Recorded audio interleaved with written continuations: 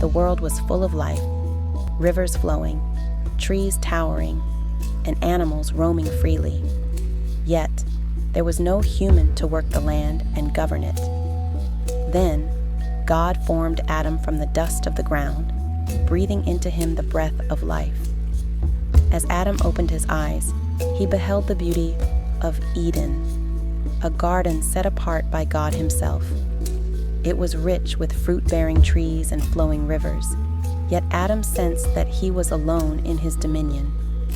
God entrusted Adam with leadership over all creation, instructing him to cultivate and care for the garden.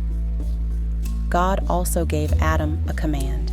He was free to eat from every tree except the tree of the knowledge of good and evil. The weight of responsibility rested on Adam alone, as the one who had received God's word directly. Adam set about his work, naming the animals one by one. But as he did, he noticed that each creature had a companion, a perfect counterpart. Yet, for Adam, no helper was found. God saw that it was not good for man to be alone. The first time he declared something not good in all creation. Adam needed a helper fit for him, someone to complement his nature and walk alongside him in his divine calling. As Adam lay in a deep sleep, God took one of his ribs and formed Eve, not from a second mound of dust like Adam, but from Adam's very own body. When Adam awoke, he saw her, the one who was bone of his bones and flesh of his flesh. She was not separate from him, but made from him, designed to be his companion, his helper, and his complement in worth, but distinct in role. Unlike Adam, who was formed outside of Eden and placed in it, Eve was created within the garden, symbolizing her purpose within the order God established. She was not given a separate mission. Rather, she was designed to walk in unity with Adam, supporting him in his God-given task.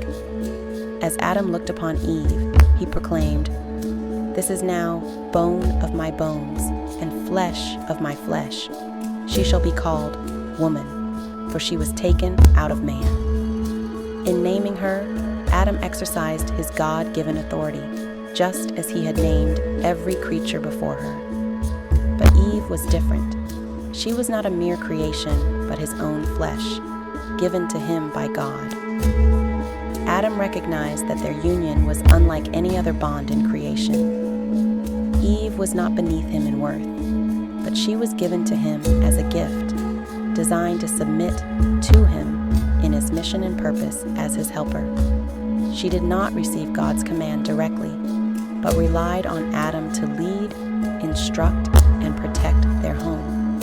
Together, Adam and Eve began their lives in perfect harmony, with Adam leading in wisdom and Eve submitting in trust. As God looked upon Adam and Eve, he established the covenant of marriage, saying, "For this reason, a man shall leave his father and mother and be united to his wife, and they shall become one flesh." This was not just a romantic union. It was a divine order, setting the precedent for all marriages to follow.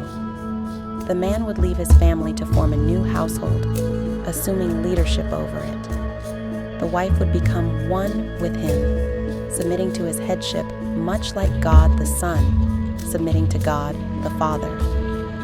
Unlike the world around them, where creatures lived by instinct, Adam and Eve's union was intentional, a sacred partnership designed to reflect God's order. They lived without shame, completely transparent before one another, knowing their roles were designed by their Creator.